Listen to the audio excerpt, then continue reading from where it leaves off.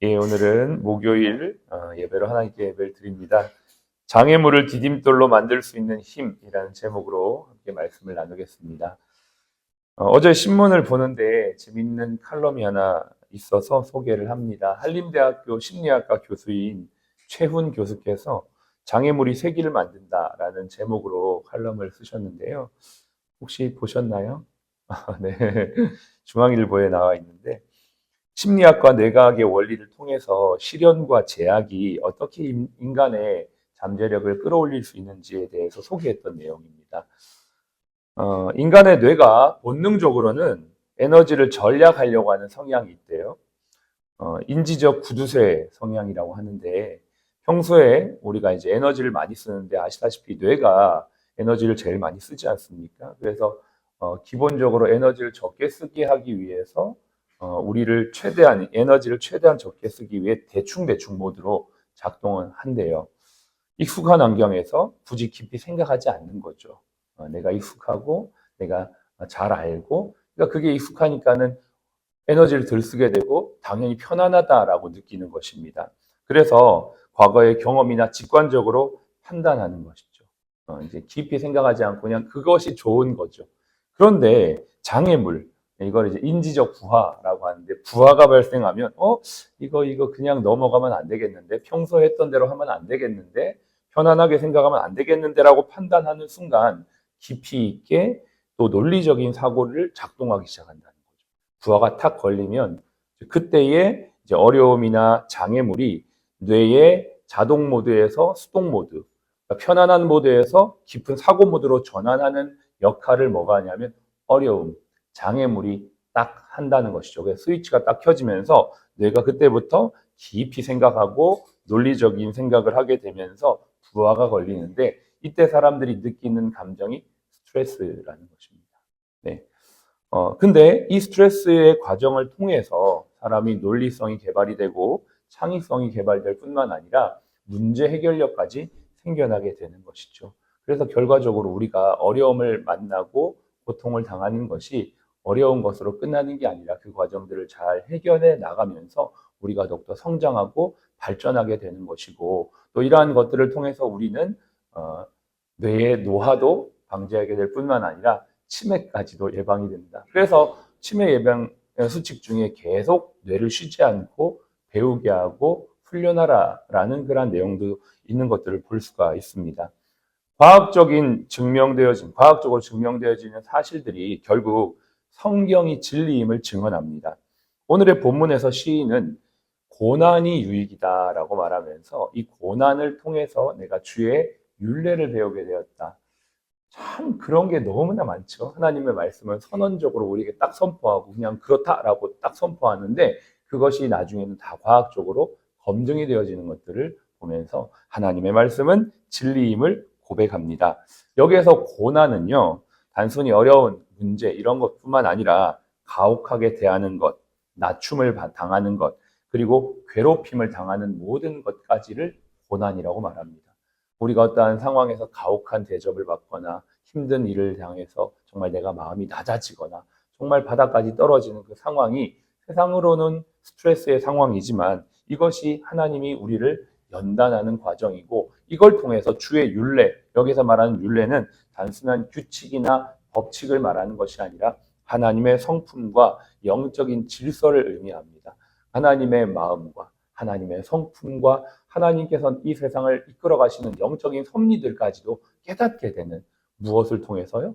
어려운 고난, 장애물, 또 여러 가지 힘든 상황을 통해서 배우게 된다라는 것이죠.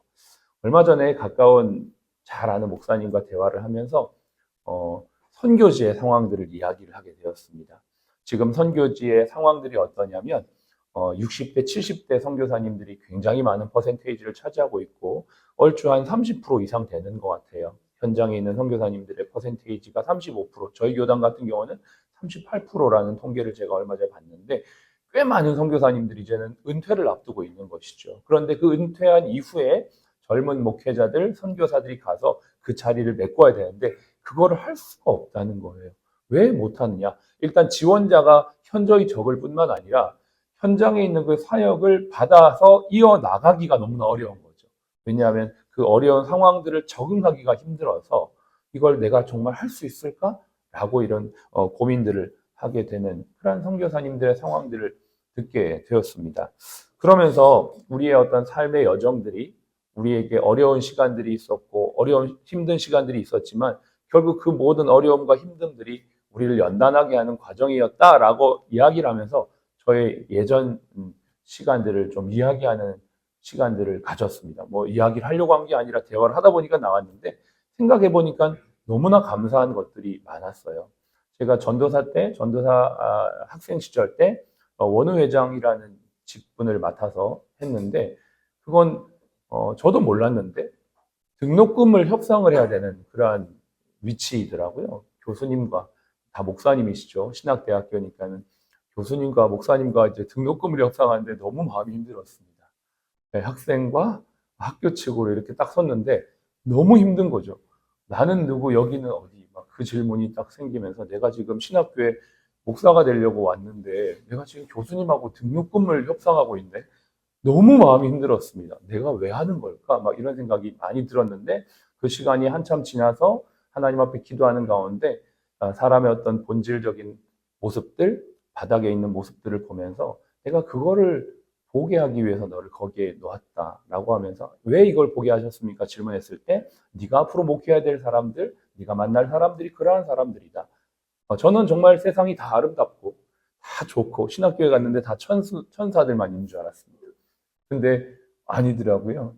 예, 전도사님, 목사님, 교수님, 정말 신학자들이라고 해도 정말 그렇지 않은 어떤 인간적인 모습들을 보면서 그때 굉장히 시험에 들었지만 그 시간들을 지나면서 인간의 본질을 이해하게 되고 그러한 우리를 사랑하신 하나님의 마음을 이해하면서 굉장히 그릇이 넓어지는 그러한 시간을 가지면서 아, 내가 원우회장을 하게 하신 이유가 있구나라는 생각을 했습니다.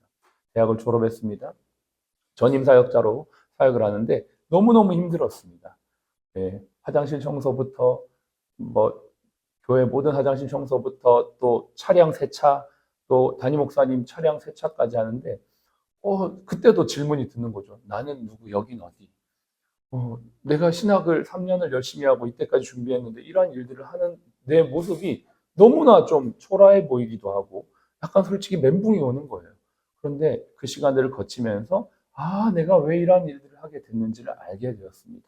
그러한 시간을 통해 나를 낮추시고 훈련시키시고 겸손을 배우게 하시고 얼마든지 그렇게 할 수 있어야지 나중에 더 어려운 일들도 할 수 있다는 것들을 하나님께서 그때 훈련시키셨던 것들을 봅니다. 저는 지금도 뭐 청소하라고 이런 거 잘합니다. 예, 눈이 오면은 막 저는 예전에 습성이 생겨가지고 빗자루 들고 뛰쳐나가고 싶어요. 솔직히. 예, 여기 병원 마당 가가지고 막 눈 청소 한번 하면서 옛날에 그것들 한번 해보고 싶은 마음이 들거든요. 그 제 마음이 그렇다는 거죠. 그렇게 할 수 있는 훈련들이 되어진 것들을 봅니다. 교회 사역의 10년의 시간들이 정말 훈련의 연속이었고 이랜드에서의 사역도 그렇고 지금의 사역도 사실은 저는 모든 것이 저에게 다 훈련의 시간이다라고 생각을 합니다. 성경에 보니까 이런 말씀이 있어요. 육체의 연단은 약간의 유익이 있으나 경건은 범사에 유익하니 금생과 내생의 약속이 있다. 예, 우리가 어떠한 일을 육체의 고난 정도로 생각한다면 그거는 약간의 유익이라고 생각을 합니다. 성경도 그렇게 말하지만 이걸 영적인 차원으로 하나님이 나를 경건한 사람으로 만드는 과정이다라고 생각한다면 우리는 그것을 감사와 기쁨으로 받을 수 있다라고 믿는 것이죠. 저와 여러분들이 오늘도 우리에게 주어진 어떤 삶의 자리에서 일터에서 어떤 관계에서 어려운 장애물과 같은 일들이 있을 때 그걸 장애물로 생각하지 말고 하나님이 나에게 주시는 디딤돌로 생각할 수 있기를 바랍니다. 사도 바울도요, 이러한 눈으로 사역을 감당을 했더라고요. 여러분 너무나 잘 아시는 빌립보서에 보면 바울이 이렇게 고백합니다. 1장에 형제들아 내가 당한 일이 도리어 복음 전파의 진전이 된 줄 너희가 알기를 원하노라 이렇게 고백합니다. 당한 일이 무엇입니까? 감옥에 갇힌 거죠. 바울이 지금 옥에 갇혀 있는 상황입니다. 그 고난의 상황이 도리어 복음 전파의 진전이 되었다. 바울은 거기에서도 복음 전했던 거예요. 감옥에 갇혀 있는 상황에서도 복음을 전하고 간수를 전도했고 거기에서 많은 사람들을 제자 훈련했던 것입니다. 그러한 모습을 보면서 그 주변에 바울 주변의 빌립보 교회 성도들이 엄청 도전을 받았어요. 그래서 14절에 뭐라고 고백하냐면 이렇게 말합니다. 나의 매임으로 말미암아 주 안에서 신뢰함으로 겁없이 하나님의 말씀을 더욱 담대히 전하게 되었느니라. 누가요? 빌립보 성도들이. 바울 한 사람으로 인해 빌립보 성도들까지도 변화의 삶을 살게 됐던 것이죠. 고난이 왔어요. 갇혔어요. 그러면은 사람들 대부분 위축되잖아요. 어떻게 내가 이걸 할 수 있을까? 그러나 바울이 그 속에서도 기쁨의 사역을 감당하는 걸 보면서 그 사람들은 도전을 받게 됐습니다. 아, 저게 복음의 능력이구나. 그렇습니다. 우리가 편안하고 안락하고 어려움이 없을 때 오히려 우리는 무기력과 연약과 나태함에 빠질 수가 있습니다. 다윗이 언제 죄를 범했습니까? 가장 평안한 시기에 죄에 빠졌습니다.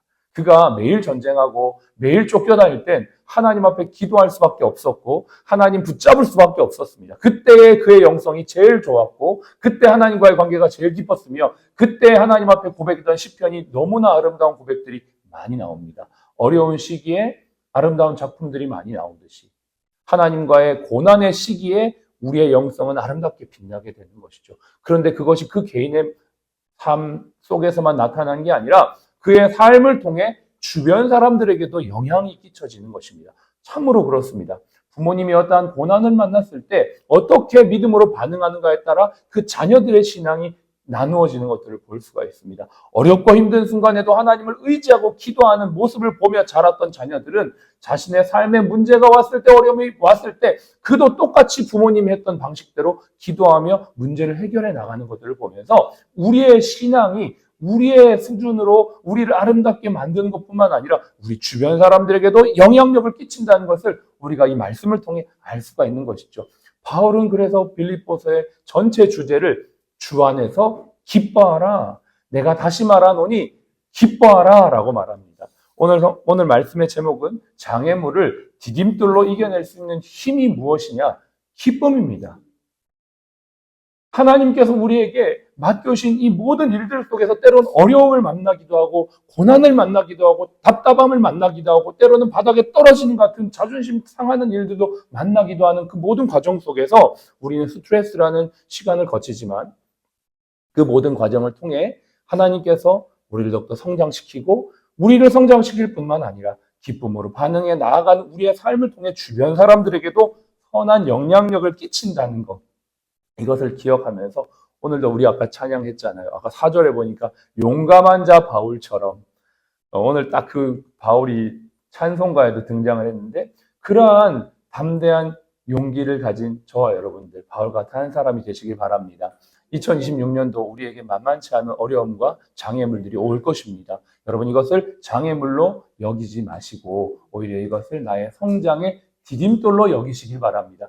반드시 그렇게 할 때 하나님께서 우리를 성장시키고 더 깊은 주님의 율례를 배우는 길로 주님의 성품을 알고 주님의 질서를 알고 주님이 결국 우리를 통해 사실 그 일들을 이루어 가시는 그래서 우리 병원이 건물이 세워지고 사람이 많아지는 것만의 문제가 아니라 정말 그렇게 연단되어진 사람들로 탄탄하게 구성되어서 뿌리가 깊이 있게 흔들리지 않는 사람들이 되어지길 바라고 우리 직원 선교회가 그러한 사람들로 잘 구성되어지기를 기도하는 것입니다.